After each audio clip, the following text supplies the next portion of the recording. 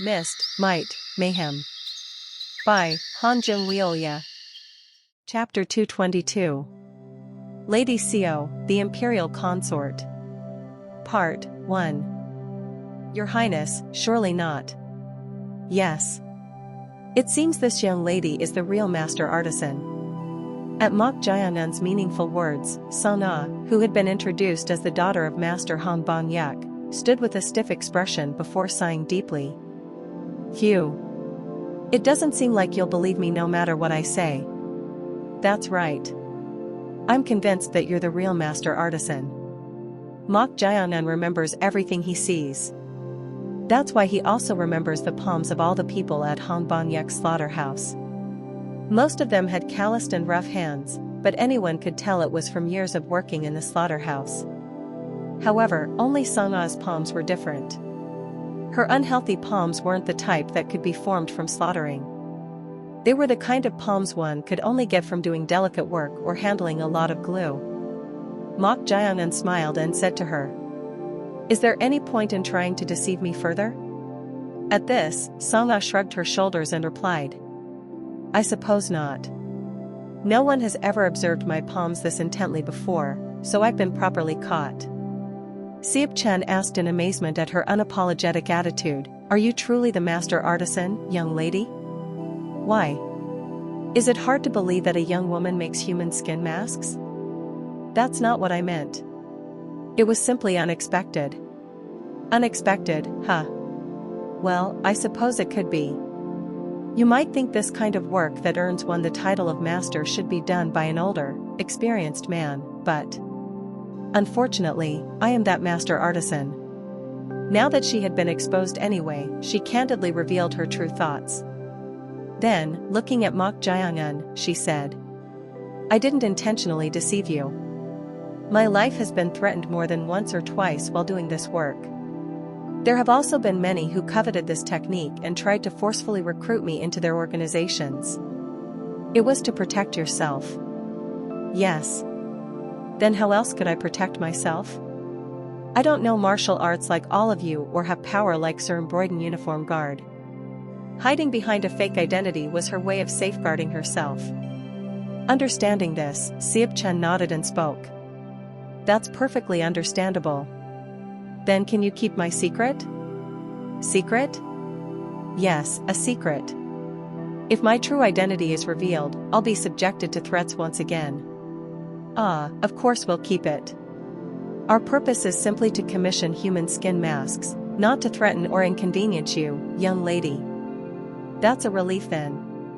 I trust you'll also keep this secret, sir?" Sana shifted her gaze to Mok Jianun as she asked. Mok Jianun crossed his arms, smiled, and replied, "That's not difficult. However, such requests always come with a price, don't they?" "A price?" "The price is that I'll take on your commission. Something you were going to do originally can't be considered a price." "Huh. Then what are you suggesting?" "Personally, I have one favor to ask of you."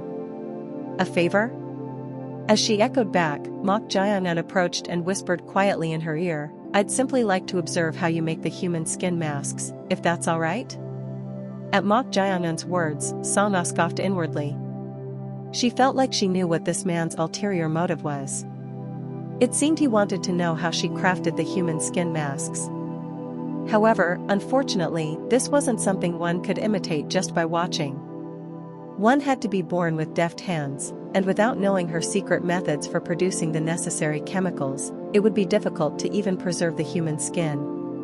Thus, she readily agreed. "Do as you please. Watch all you want. As if that'll allow you to do anything." But then Mok Jianun said, "Thank you for allowing it. And this is just out of simple curiosity, but may I ask you something?" "What is it?" "Is it possible to directly peel off a person's facial skin and use it as a human skin mask?" "Excuse me?" "Ah, I just thought that would be much more efficient." At Mok Jianun smiling and nonchalantly saying something so revolting, a chill ran down her spine. Asterisk asterisk asterisk.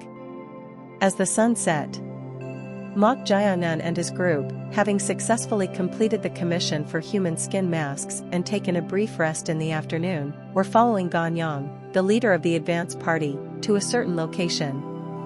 It was a restaurant located not far from the outer palace of the Imperial court. Known for its famous fried duck dishes, this large-scale restaurant with a lavish exterior was a high-end establishment frequented by nobles and even Imperial family members. Pointing to the restaurant's wall in the distance with numerous lanterns lit, Ganyang said, "Yubong has likely reserved the entire place." "Reserved the entire restaurant?" "Yes. Her Majesty the Imperial noble consort dislikes having her meals interrupted. And the conversation today isn't something that should reach the ears of others." Reserving the entire restaurant meant renting out the whole establishment. As it was such a famous place, it must have cost a pretty penny. Mok Jianan looked at the several dozens of armored soldiers guarding the vicinity of the restaurant's walls and remarked, "There are a lot of guards. This is actually quite normal. If we move just a bit further from the palace, hundreds of guards will accompany her. His Majesty the Emperor's favor is no joke." "Yes, there's that. And given Her Majesty the Imperial noble consort's status as the mother of the Crown Prince, that level of precaution is taken." "That makes sense. Shall we go then?" "Ah. Before that, there's one more thing I must tell you." At Ganyang's words, Mok Jianan stopped and turned his head. Ganyang then lowered his voice and said, "This matter is extremely important. No matter what Her Majesty the Imperial noble consort says, you must not get agitated or respond emotionally." This was why the excommunicated monk Jia Jiamzhong had been left to stay at the inn. In fact, Jia Jiamzhong was so notorious as one of the three mad ones that he had been separated just in case trouble occurred. However, the one Ganyang was truly worried about was Mok Jianan. "I'm worried." He considered the real uncontrollable one to be Mok Jianan rather than Jia Jiamzhong. Unlike Mong Muyak or Siap Chun from the rear party, he had a tendency to act according to his own will, so Ganyang was concerned he might accidentally provoke Lady Xiao. That's why he was reminding him once more. Mok Jianan smiled at him as if telling him not to worry and said, as Ganyang said he'd handle it, "I'll simply observe." "I understand." If he could really do that, Ganyang would be truly grateful. With that, they headed towards the restaurant. Upon arriving at the restaurant's main gate, the soldiers guarding it blocked their path. "The entire restaurant has been reserved today, so no meals can be served. Please leave." Ganyang then took out a tile he had prepared from his bosom and showed it to them. The soldiers then bowed their heads as if they had been waiting for it. However, they couldn't pass through just like that. "We will hold on to your weapons for now." "Our weapons?" At his words, Ganyang and OKGI from the advance party handed over their weapons as if they had anticipated it to some degree. On the other hand, Siap Chun, Mong Muyak, and the others seemed displeased at having to relinquish their unique weapons, their expressions not very good. However, as they couldn't provoke the Imperial noble consort's temper, they had no choice but to hand over all their unique weapons and armaments. "You there, hand over your sword as well." The soldier pointed to Mok Jianan's evil commandment sword and spoke. Mok Jianan handed the sword scabbard to the soldier and warned, "I'm telling you this just in case, but don't draw the sword from the scabbard." "What nonsense are you spouting?" "I'm just telling you out of concern." The soldier who received the evil commandment sword scabbard snorted as if it was absurd. Mok Jianan then whispered in the soldier's ear, "It's a cursed sword, so if you carelessly draw it, you'll regret it." "What are you?" "If you're really curious, you can draw it. But you'll have to deal with the consequences yourself." At the ominous words that seemed to be a threat, the soldier frowned. However, knowing they were Lady Xiao's guests, the soldier no longer showed any reaction and stepped aside. Thus, the group who had handed over their weapons entered through the main gate.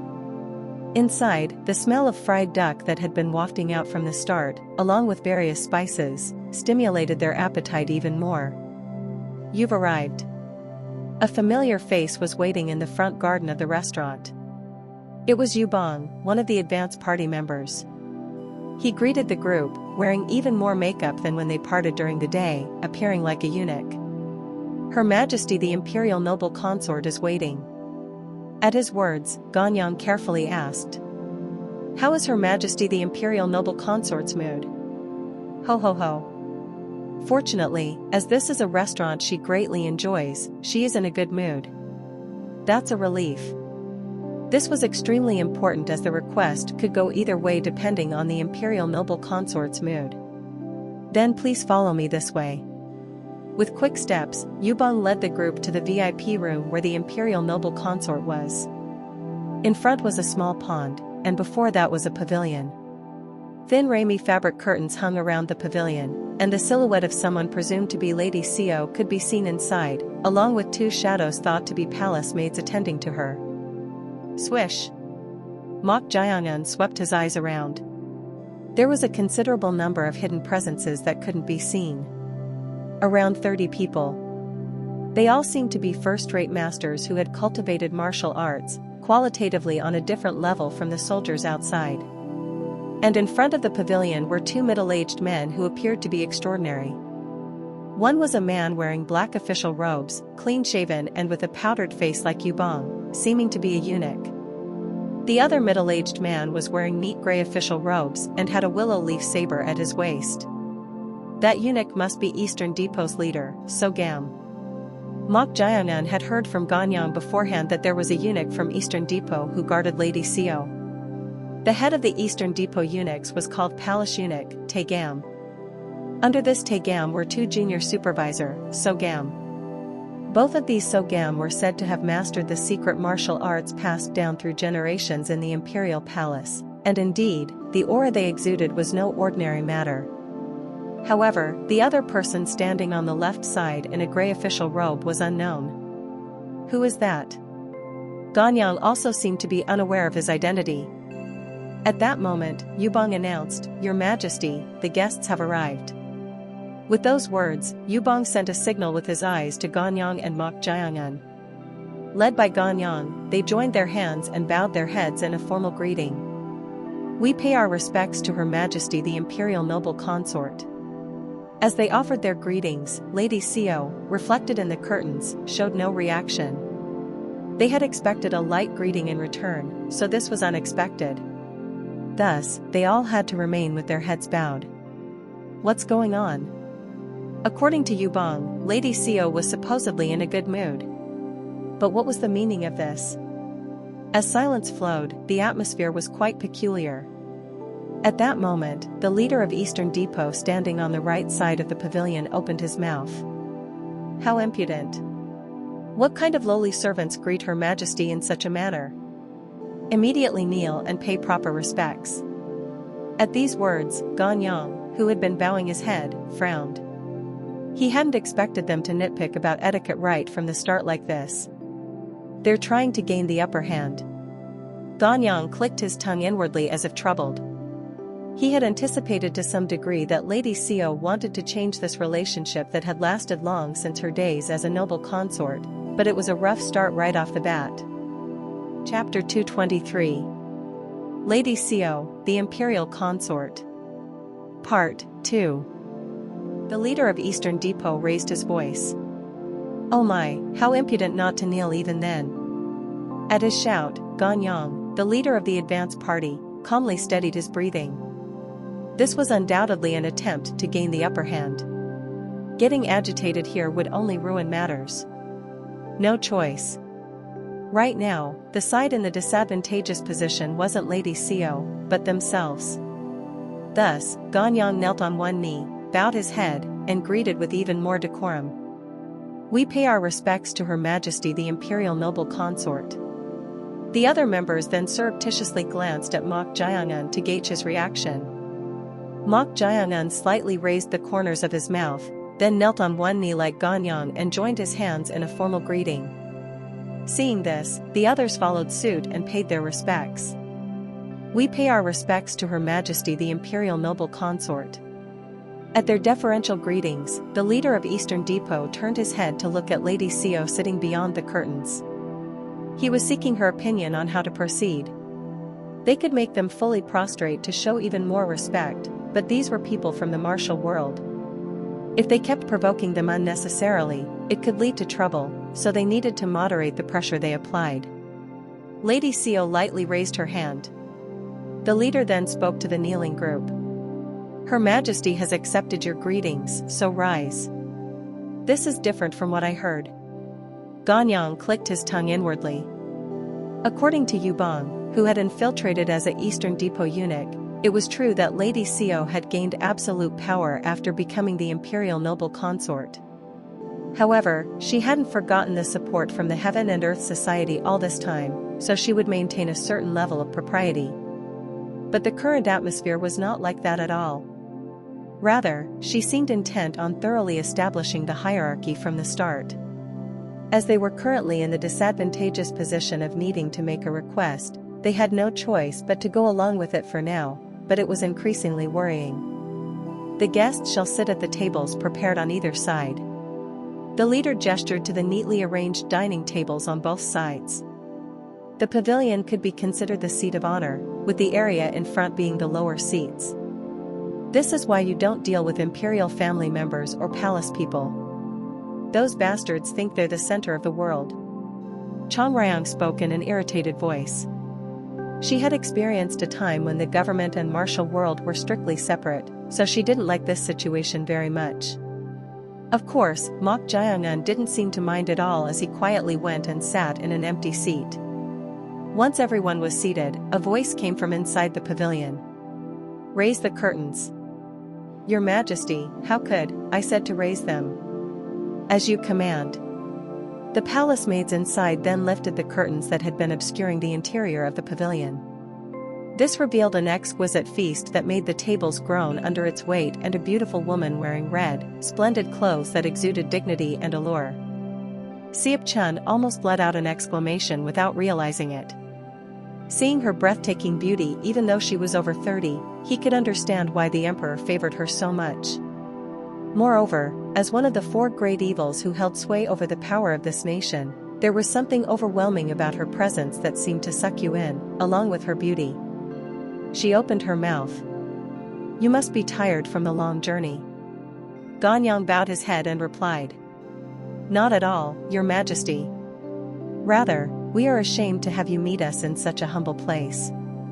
He tried his best to ingratiate himself with her. However, Lady Seo snorted at his words and said, Enough, this isn't the palace, so there's no need to flatter me with such empty words. My apologies. How troublesome. He didn't know which tune to dance to. If he didn't flatter her, he would be called impudent, and if he did, it would be considered insincerity.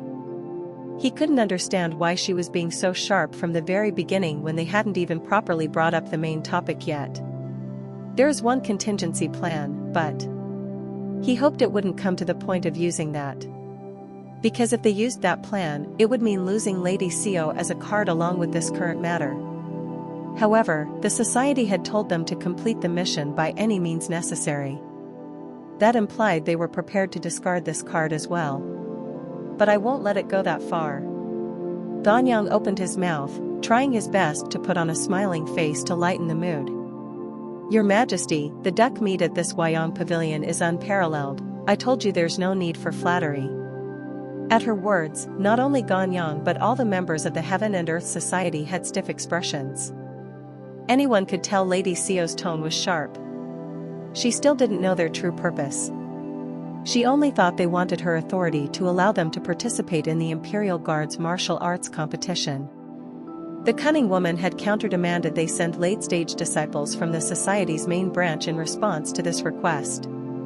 The reason was that even in the orthodox martial world, it would lack justification to send late-stage disciples from the Old Demons sect or renowned martial families to the Imperial Guard's martial arts competition.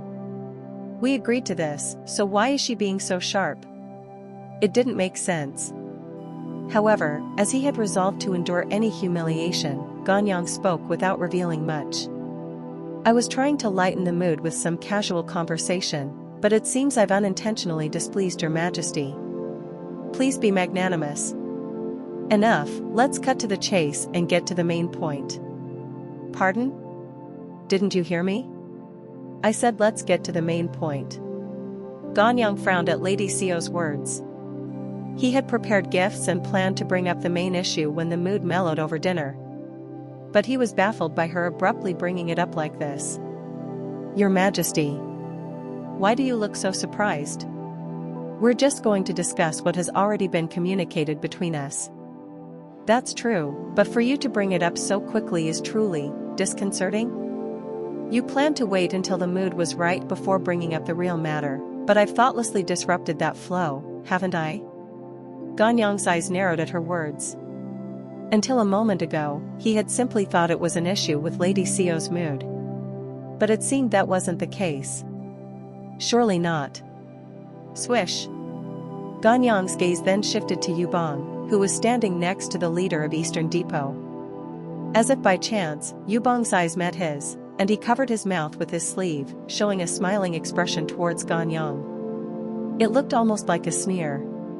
Seeing this, Ganyang's eyes trembled. He had a suspicion, but it seemed his unfounded worries had come to pass. You bastard. As Ganyang glared at him, Yubong's lips moved slightly. Judging by the shape of his mouth. My apologies? Asterisk asterisk asterisk.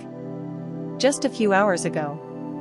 The leader of Eastern Depot patted Yubong's shoulder as he exited West Benevolence Palace, and spoke. Pat pat. Good work. Have you finished your report? Yes, sir. Ho ho ho. With this, Her Majesty will trust you even more, Eunuch you, no, Inspector you. Inspector? What do you? Among the eunuch ranks, the highest first-grade eunuch was called Tegam. Below that were Sogam, Inspector, Attendant, and ordinary eunuchs without specific positions. Originally, Yubong was just an ordinary eunuch. The leader spoke to him with a satisfied expression. Her Majesty has ordered your promotion and salary increase for this matter. At the leader's words, Yubong bowed with a flushed face to express his gratitude. I am simply grateful. He was truly delighted to become an inspector with the 5th grade court rank. He had thought he would spend his life as a society agent after being castrated, becoming neither man nor woman. But the leader had pulled him out of that pit. Just because one was a eunuch didn't mean they couldn't advance in the world. They could climb even higher. I'm not who I used to be. The leader had corrected his misguided thoughts. He couldn't end his life as a mere agent or low-ranking eunuch, could he? Yubong cautiously said to the leader. Leader, will you also teach me new techniques as promised? New techniques? Of course. How could that be difficult for someone who will become the right-hand man of Jang O-Take? Ho ho ho. At his words, Yubong was overjoyed inwardly. He had only learned inner energy cultivation and 4 techniques, but in just 1 year, they had made him stronger than Ganyang or OKGI, the rising phoenix Imperial secret art. What would happen if he mastered it completely? The leader tightly grasped his trembling shoulder, likely from excitement, and spoke with a sharp smile. There is much to be done for Her Majesty and His Highness the Crown Prince. Continue to do as you have. I shall keep that in mind. I shall surely keep it in mind. Asterisk asterisk asterisk. Seeing the shape of Yubong's mouth, Ganyang inwardly realized. He had betrayed the society. Most of the agents sent undergo a thorough loyalty test.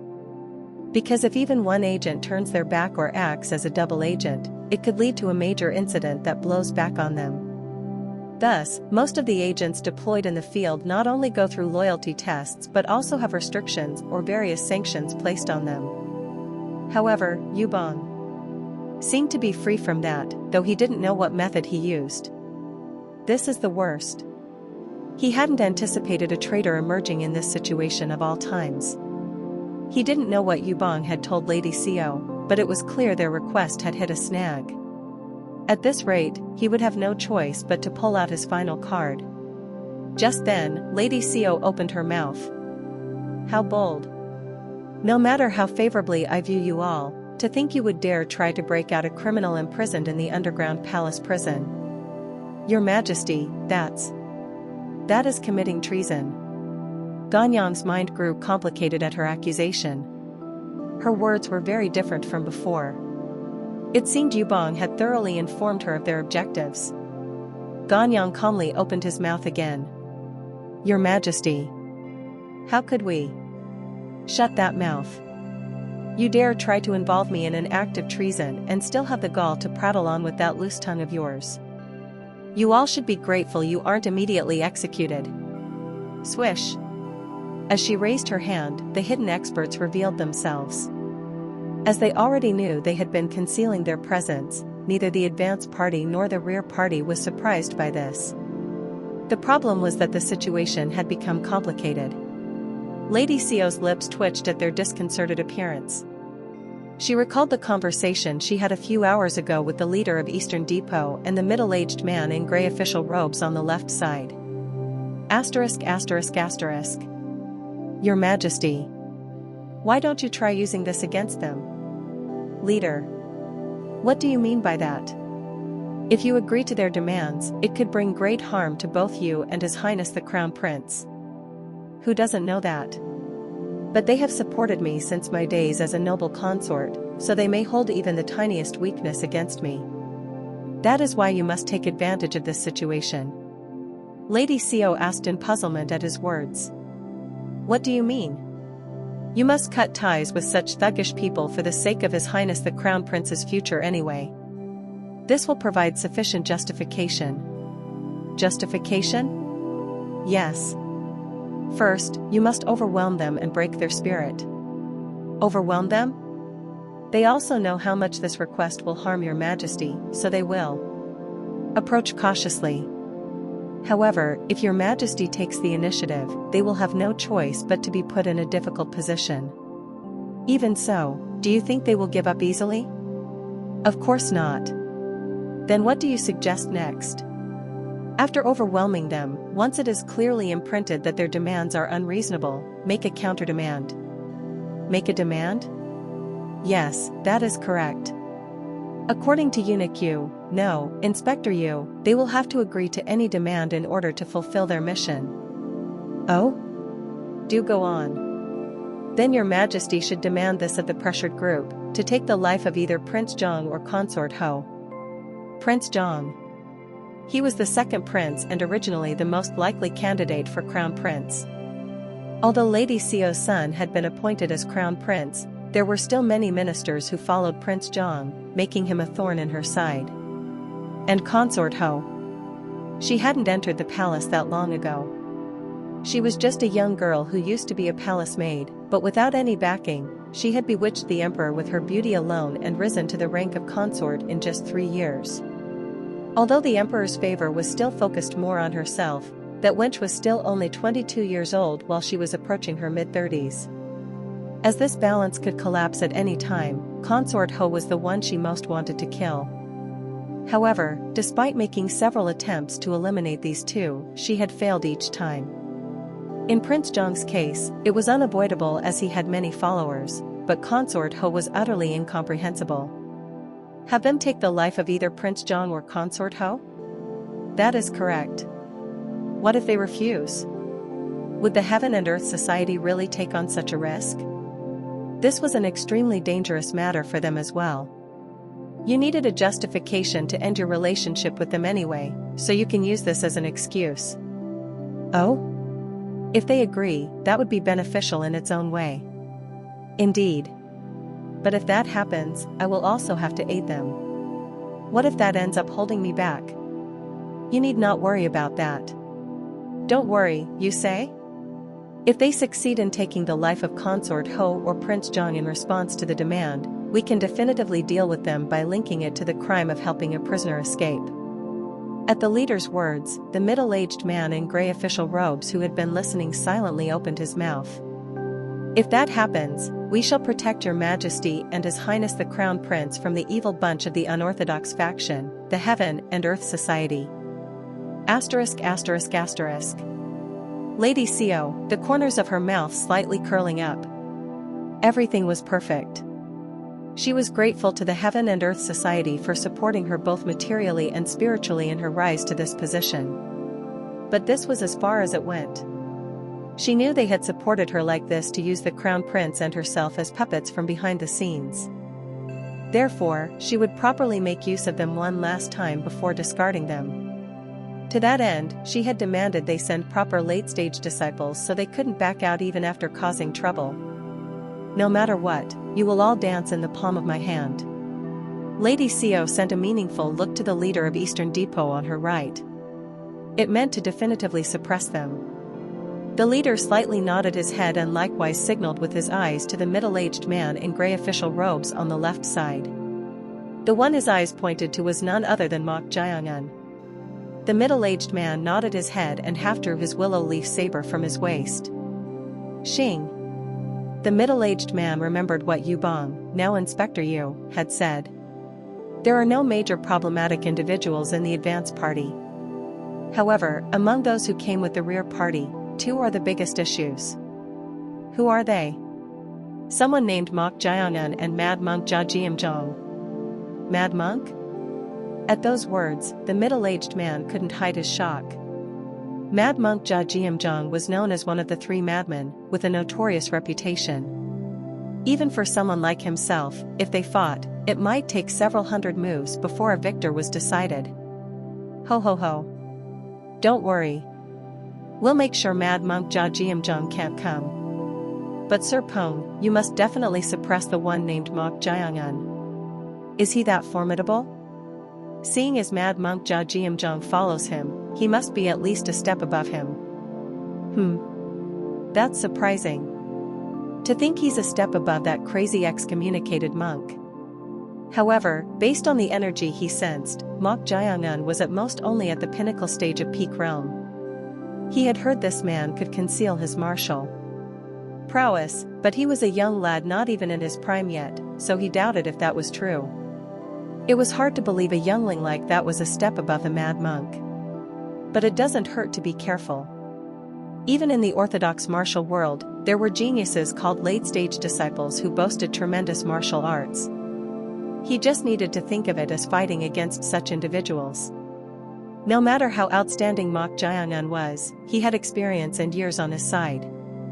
As long as he wasn't careless, he believed he could sufficiently suppress him. Moreover, if worst comes to worst, I can call for reinforcements. His younger brother was waiting outside as support. Although younger than him and somewhat frivolous in conduct, his brother's martial arts were a step above his own, even though he had taken the path of officialdom. Swish. Then shall we begin seizing the upper hand? The middle-aged man in grey official robes was about to fully draw the half-drawn willow leaf saber. At that moment, Mok Jiangun chuckled, picked up a piece of fried duck meat from the table with his chopsticks, and put it in his mouth. He then chewed it thoroughly, swallowed with a gulp, and said, "Delicious." Everyone's attention was now focused on Mok Jiangun. In a situation where things could erupt at any moment, even Lady Seo snorted in disbelief at his nonchalant attitude, as if he was utterly carefree. Was this young man of outstanding appearance the top expert among the late-stage disciples sent by the Heaven and Earth Society that Eastern Depot's Inspector you mentioned?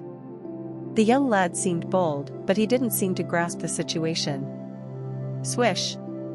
Lady Seo nodded her head at the middle-aged man in grey official robes. He then fully drew his willow leaf saber and approached Mok Jiangun while emanating a powerful aura. How impudent of you when Her Majesty is pressing you. It felt like the conversation was dragging on too long with delicious food in front of me. Disrespectful brat. I didn't express any particular complaints. Is simply tasting the food such a great disrespect? Put down those chopsticks at once and kneel. I only picked up and ate a single piece, yet you're being so petty. Huh. He seems quite confident in his own martial prowess, doesn't he? In that case, let's see how impressive he is. The middle-aged man in grey official robes took a deep breath, then raised his inner energy to the 8th level and swung his saber towards Mok Jiangun's neck with a tyrannical momentum. Swoosh! The middle-aged man naturally assumed Mok Jiangun would leap back to avoid this. However, clang! In that instant, the middle-aged man couldn't hide his shock. That was because Mok Jiangun had caught the blade of his willow leaf saber with mere chopsticks.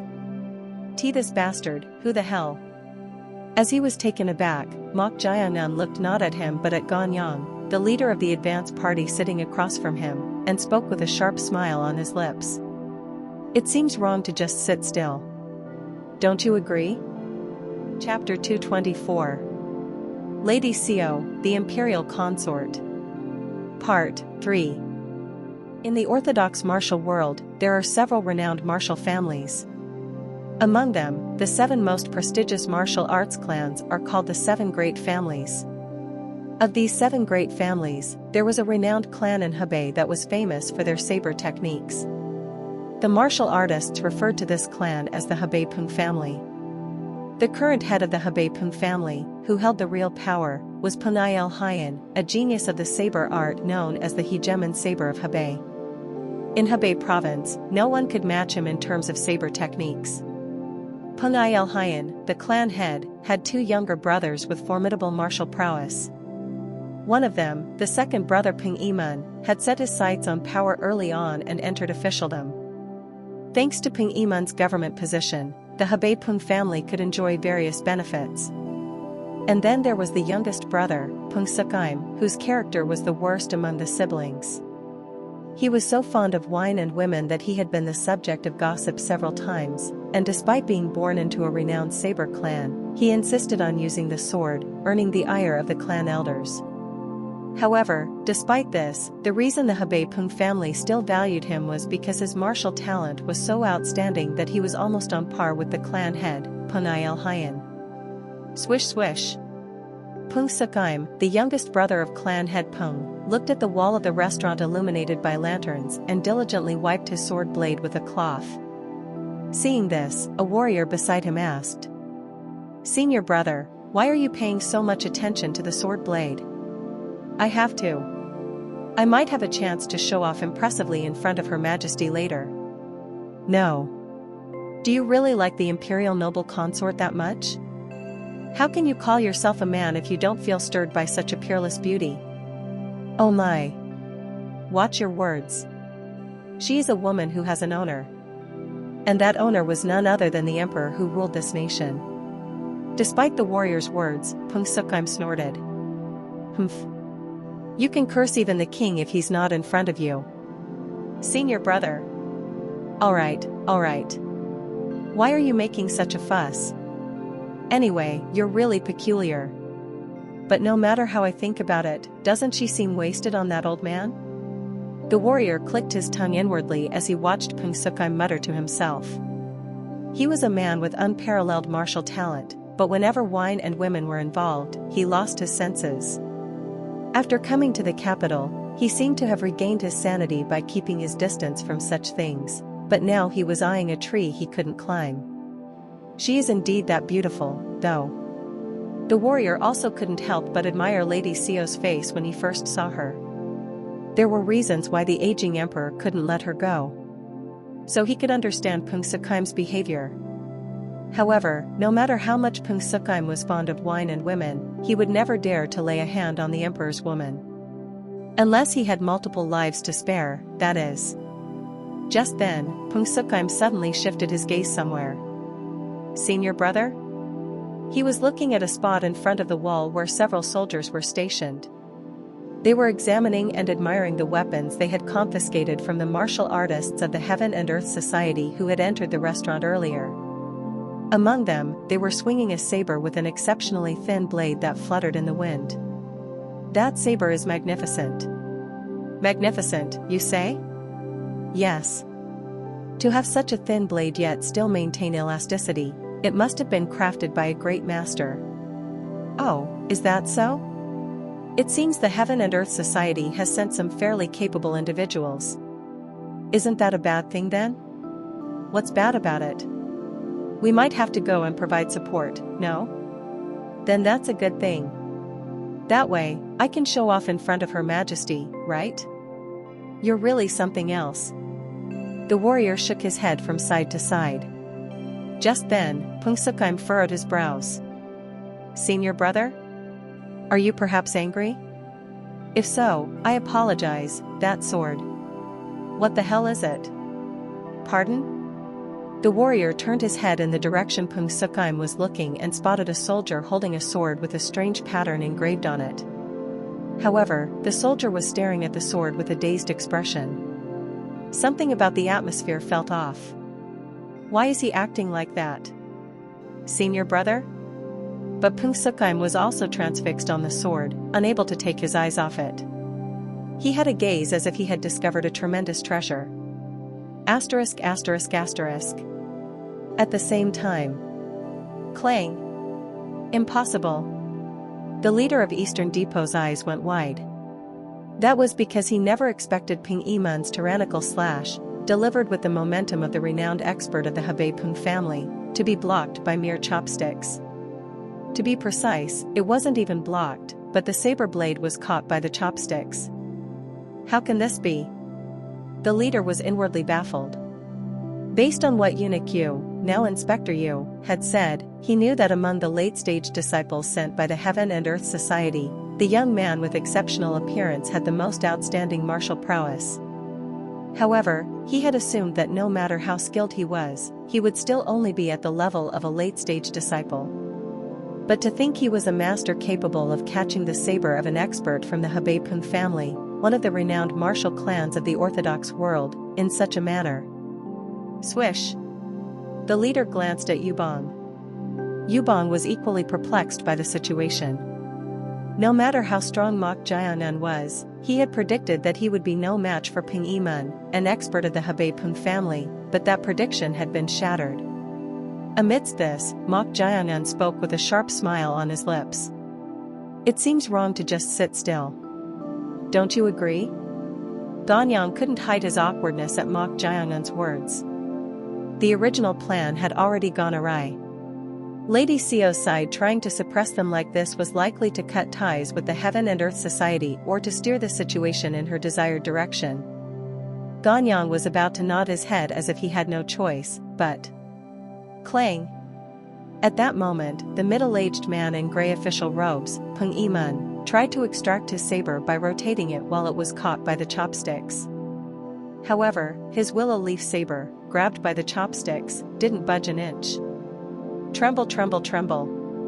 With this, Peng Yiman could clearly tell. This bastard's inner energy is stronger than mine. Even now, he was already using a force close to the 9th level, the highest inner energy, yet this meant he was inferior to this fellow even in terms of inner energy. Peng Yiman's complexion darkened for a moment.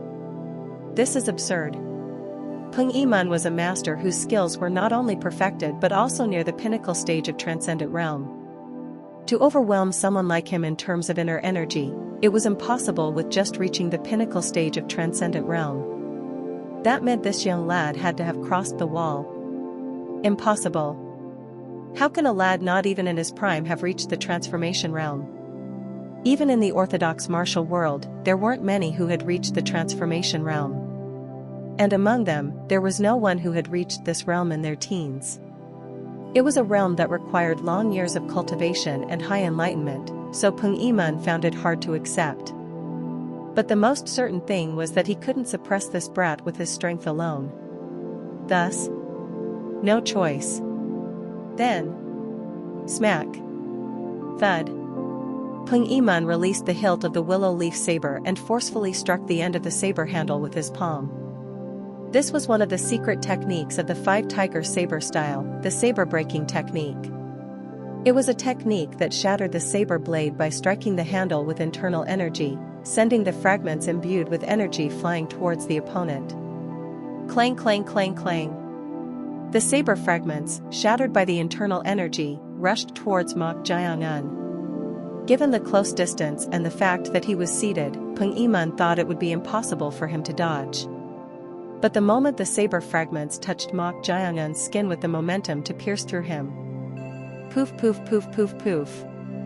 Along with that, the saber fragments failed to penetrate Mok Jianan's body and instead slid off their trajectory, embedding themselves in various other places.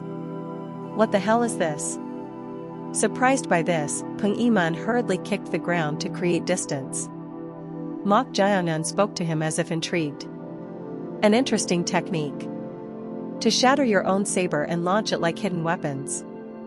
What the hell are you? My identity? Even if the Heaven and Earth Society's executive, the Shadow Clan Master, personally made a move, he wouldn't be able to block this technique so easily. If it were an executive of the Heaven and Earth Society at the level of the Five Kings, it would be somewhat understandable. Among them, there were monsters who had received the title of 8 stars. But for a disciple of an executive at the Clan Master level of the Heaven and Earth Society to be this strong, not just them, was incomprehensible. It was truly a case of the student surpassing the teacher, wasn't it? You underestimate my master too much. It's not that I'm underestimating him. More importantly, since you aimed for my life, you'll have to pay the price accordingly. What? Swish. Mok Jianyun plucked one of the embedded saber fragments with his index and middle fingers. Then he immediately launched it towards Ping Iman like a hidden weapon. Ping Iman hurriedly twisted his body sideways to dodge the incoming saber fragment. But that wasn't the end. Thud. The moment he twisted his body, Mok Jianyun swiftly launched another saber fragment. The saber fragment flew accurately towards Ping Iman's neck. It was a situation impossible to evade, but... clang! At that instant, someone deflected it with a flexible sword. That someone was none other than the leader of Eastern Depot. Leader? Ping Iman, who had narrowly avoided having his neck pierced, sent a grateful look towards him. The leader then spoke urgently. Sir, it seems we'll have to collaborate in attacking this time. I agree. We. With those words, Ping Iman blew a whistle by sending inner energy through his mouth. This was a signal requesting assistance. Realizing that Mok Jianyun was no ordinary expert, he judged that unless his younger brother waiting outside joined forces with him, they might suffer a defeat. The leader shouted at Yubong. Inspector Yu, lead the rest and deal with them. Why yes, sir. Although Yubong replied hastily, he was inwardly perplexed. His original plan was to have Ping Iman face Mok Jianyun while he and the leader joined forces to suppress the rest. However, even with the support of first-rate warriors, Siap Chun and Mong Muyak, who had come with the rear party, were experts who had reached the transcendent realm. Danyang and OKGI were also no ordinary individuals, so could they really hold them off? No. Don't show weakness. We just need to hold out until the Ping family's reinforcements arrive. They were already waiting outside anyway, so they would arrive soon. No matter how strong these people were, the tide of battle wouldn't turn in an instant. No choice. To think it would get complicated like this. Siap Chun and Mong Muyak stood up from their seats and assumed the starting posture of their fist techniques, facing the warriors surrounding them. It seemed it was already too late to turn the situation around. Danyang and OKGI also seemed to think they had ruined the matter, as they took a fighting stance while glaring at Yubong with resentful eyes. At that moment, Mok Jianyun, the only one still seated, opened his mouth. Your Majesty, the Imperial noble consort. As the situation was on the brink of erupting, Mok Jianyun suddenly addressing Lady Seo drew everyone's attention to him. Of course, Lady Seo herself was no exception. She had been quite surprised by Mok Jianyun's martial prowess, which was more outstanding than expected. Although she wasn't well versed in martial arts, it was clear that his skills were no ordinary matter if the leader and Ping Iman, experts highly regarded even in the Imperial Palace, were attempting to collaborate in attacking him. Why have you addressed me? Lady Seo asked, puzzled. Mok Jianyun then replied with a smile. I want to briefly tell you what will happen from now on. What will happen? Yes. Lady Seo furrowed her brows. What the hell was this bastard talking about? At that moment, the leader, who had been about to collaborate with Ping Iman, raised his voice and pressed. How impudent! How dare you to Her Majesty, hold on. Your Majesty? Lady Seo, who had stopped the leader, raised one eyebrow and spoke. You're quite a brazen one. So, what do you think will happen? Everyone except you will die here. For a moment, she doubted her own ears. She had wondered what he was going to say, but was this scoundrel daring to intimidate her? However, Mok Jayangan's words didn't end there. I heard you have many enemies, right? What? Since you want to let go of our hand anyway, it seems you have no more use for us. So how about we negotiate with them, using your life as collateral? What do you think? Chapter 225. Lady Xiao, the Imperial Consort. Part 4. For a moment, the entire rear garden was dyed in hostility. Mok Jayangan's words were shocking enough to stun not only Lady Xiao but everyone present. This was also true for the Heaven and Earth Society's advance party, who could be considered to be on the same side. Ganyang, the leader of the advance party, couldn't hide his bafflement, his eyes going wide. What the hell is he trying to do? He had thought Mok Jayangan had some sort of plan when he said he had something to say to Lady Xiao. But he never imagined that plan would be a threat that was beyond his own comprehension. And to none other than Lady Xiao, one of the four great evils who held sway over the power in this nation and the mother of the crown prince. He's lost his mind. A threat needs to have some degree of plausibility. Only then can you induce the other party to act according to your intentions. But if you suddenly escalate the scale like this, the consequences will also become unmanageable. How did he intend to handle the situation after making such a threat? In the past, it might have been different, but provoking the current Lady Xiao like this is dangerous. She wasn't just called the center of power in name only. If she set her mind to it, she could move the emperor. If that happened, the enraged emperor could mobilize the Imperial army or the Orthodox faction to pressure the Heaven and Earth Society. Thus, Ganyang was concerned that the situation would take a turn for the worst. As expected, Lady Xiao seemed greatly angered, her beautiful brows twisting fiercely. It would be strange not to be angry after being blatantly threatened. At that moment, the leader of Eastern Depot shouted in anger. You bastard! How dare a lowly servant like you spout such nonsense? If you don't immediately kowtow and beg Her Majesty for forgiveness, I'll exterminate you and your entire clan. Leader. Lady Xiao cut off his pressing. Your Majesty. But. Leader. As her voice rose, the leader immediately shut his mouth. Oh? Interest flashed in Mok Jayangan's eyes. He had naturally assumed she would find it hard to contain her anger or be thrown into confusion by his direct threat. But unexpectedly, despite her anger, she didn't lose her composure. It seemed she hadn't risen to that position with just her beauty alone. After stopping the leader, Lady Xiao opened her mouth. What is your name? At her question, Mok Jayangan replied nonchalantly. It's Mok Jayangan. Mok Jayangan. I see, Mok Jayangan. Are you not afraid of the consequences after daring to threaten me like this? Consequences? I don't know how outstanding your martial arts are, but the leader here and Magistrate Peng are also formidable experts. And it's not just them. Outside, there are experts from the renowned martial clan of the Orthodox faction, the Hebei Peng family, along with hundreds of soldiers. Experts from the Hebei Peng family have also come to provide support? At these words, it was Ganyang who swallowed dryly instead. It seemed Lady Xiao was determined to sever ties with them today. Judging by how thoroughly she had prepared. If they made even a small misstep, this place could very well become their grave today. Yet, Mok Jayangan replied indifferently. You've prepared quite diligently. At this reaction, one of her eyebrows twitched. You're quite an arrogant and presumptuous fellow. I don't know if you have guts of steel or if you're that confident in your own abilities, but let me tell you what will happen from now on. And what would that be? Make sure to keep your word about killing everyone. Pardon? If you happen to fail at that, the consequences won't end with just your head. Not only you but all your related clan members will be exterminated.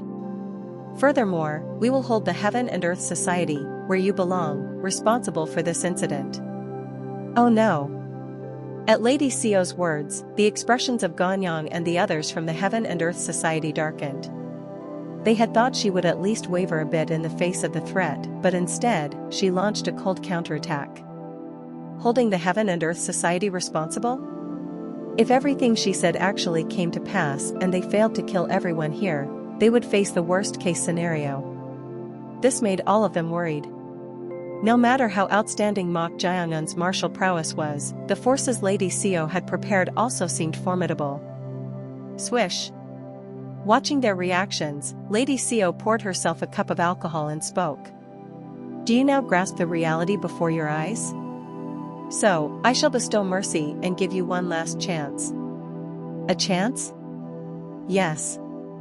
Whether you seize this chance or not will determine if my wrath extends to the Heaven and Earth Society or not. I'm quite curious about that. You're curious? Then I'll tell you. You dared to utter disrespectful words that should never be spoken to me, so I cannot overlook that sin. Thus, first cut out that presumptuous tongue of yours. And then take your own life. If you do so, I will not hold your companions or your family and the Heaven and Earth Society responsible. With those words, Lady Seo raised the corners of her mouth sharply and downed the cup in one go. Gulp. A mere thug from the martial world dared to threaten her? Since the time you started crawling, she had been surviving in this cruel and cold Imperial palace, eliminating countless enemies and rivals. Did they think someone like her would lose her reason and be swayed by such a threat? If so, they were mistaken. I am the one who survived on the thin ice of the Imperial palace, where I could lose my life at any moment, and reached this position. If you try to provoke me half-heartedly, I'll show you what price you'll pay. It was at that very moment. Heh.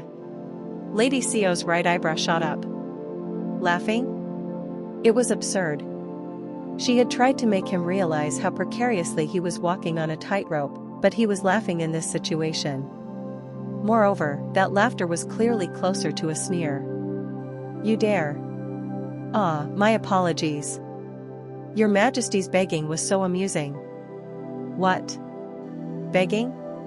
It's quite interesting to see you go on and on, pleading with the very enemy you've turned against to take his own life.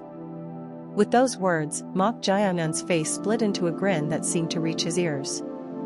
That expression, filled with malice, sent a chill down Lady Seo's spine for a moment. She wasn't the only one who felt this sensation. This bastard is dangerous. They had simply thought of him as an impudent fellow. The leader of Eastern Depot instinctively felt an eerie sense of danger from Mok Jaeongun. So much so that he resolved not to simply subdue him, but to kill him no matter what through a collaborative attack. Thus, the leader signaled Ping Iman beside him with his eyes. To attack immediately. It was at that very moment.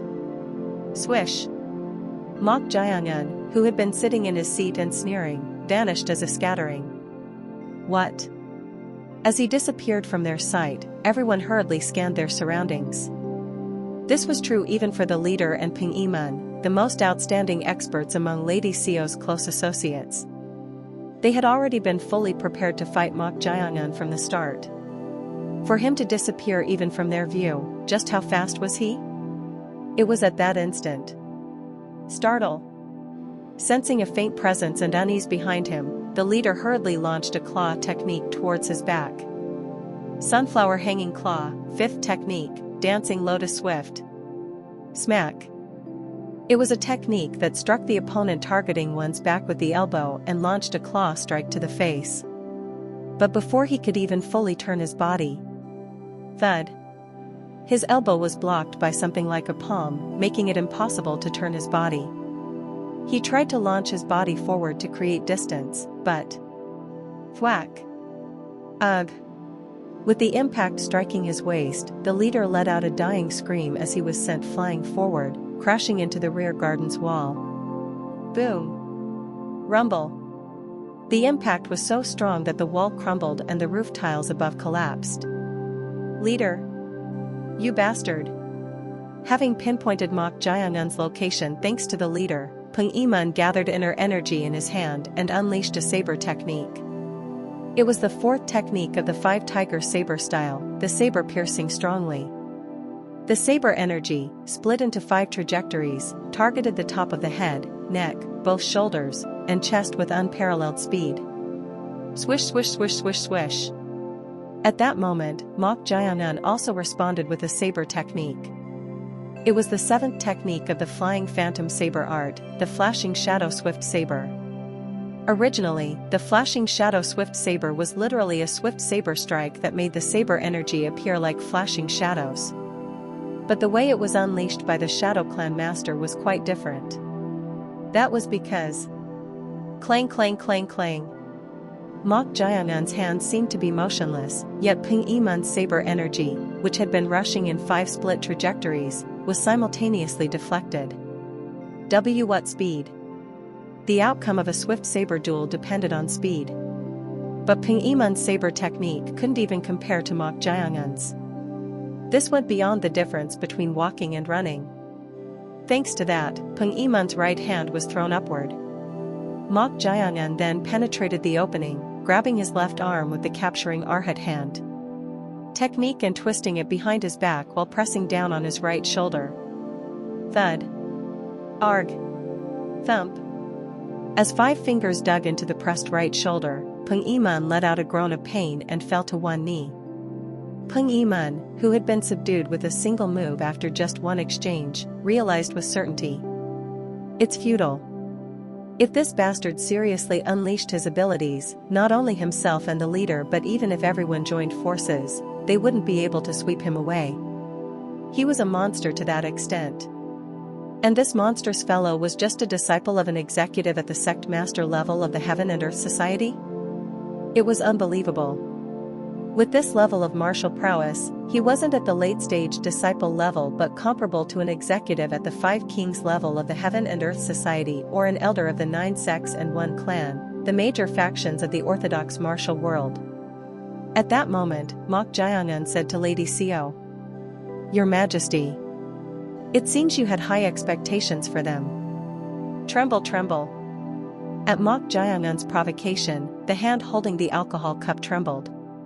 Even though she wasn't well versed in martial arts, she could tell that the leader and Peng Yiman, her close associates, were no match for that fellow. Lady Xiao bit her lip hard and glared at the eunuch Yubong. "Don't worry. Although he's stronger than me, Sir Peng will easily subdue him." Easily subdue him? She hadn't completely trusted that eunuch's words. But she had thought that since the people sent by the Heaven and Earth Society were just young late-stage disciples, they would be no match for an expert like Peng Yiman, who had years of experience and a reputation in the martial world. However, her expectations had been completely overturned. Can the reinforcements really subdue that fellow even if they come? There was a saying that even the strongest couldn't win against numbers. She had also thought so. But strangely enough, she had a bad feeling. Would that proverb really apply to an overwhelmingly powerful being like him? It's still uncertain how things will turn out. But, having fought and survived against numerous enemies in the Imperial Palace for a long time, her instincts had become much more sensitive than ordinary people's. That sensitivity had given her deep insight, allowing her to survive and rise to the top. At this rate, the loss may be even greater. Her instincts were strongly telling her to stop right now. Thus, enough. She raised her voice loudly for everyone to hear. Then she gestured to the warriors surrounding the Heaven and Earth Society to back off. The warriors, who had been hesitating on what to do, simultaneously retreated. Lady Xiao then spoke in a calm voice. "You said your name was Mok Jiangun?" "Yes. Despite not even being in your prime, you have truly astonishing martial prowess." Clap clap clap. Lady Xiao clapped her hands and continued speaking in a somewhat softened voice, as if admiring him. "For even the leader and magistrate Peng to be no match for you. It seems I underestimated you due to my lack of discernment." Her plan was simple. After acknowledging him and praising him to a certain extent, she would naturally wrap up this escalated situation. It was the only way to resolve the matter without losing face as the Imperial noble consort. If she concluded things well here, regardless of the outcome, she could end it with an image of her conceding and showing magnanimity. So, if she properly admonished him, it was at that very moment. Crack. Arg. Lady Xiao hurriedly turned her head away from the gruesome sight unfolding before her eyes. That was because Mok Jaeyoung had torn off Ping Imun's right arm from the shoulder he had been pressing down on. If this fellow isn't crazy. For a moment, she was at a loss for words, finding it absurd. She had tried to resolve the situation by conceding, but what the hell was this? As she was baffled, Mok Jaeyoung smiled and said, "It would be troublesome if you brushed it off like that." "What? You didn't have the naive idea of thinking you could handle the situation by praising me a bit and appeasing me, did you? Are you really going to see this through to the end? I clearly told you. The moment you tried to sever ties with us, your usefulness ended. You. Come to think of it, I suddenly wonder. Will the young crown prince be able to survive safely after losing you?" At these words, Lady Sio's pupils trembled as if an earthquake had struck. Although she had turned her head away, the smell of blood vibrating in all directions and the sound of blood drops falling were suffocating her. She had simply thought they were being a bit forceful to get what they wanted. But that wasn't the case. This bastard was truly driving her into a corner. Thump. Thump. Thump. Once engulfed by fear, even her heart was beating like crazy and wouldn't calm down. As if enjoying her terror, Mok Jaeyoung grinned and said, "All of this is of your own making. Then watch as they die one by one." With those words, Mok Jaeyoung wrapped his arm around the neck of Ping Imun, who was suffering from his torn-off arm. Grip. Ack. And he tried to twist his neck right then and there.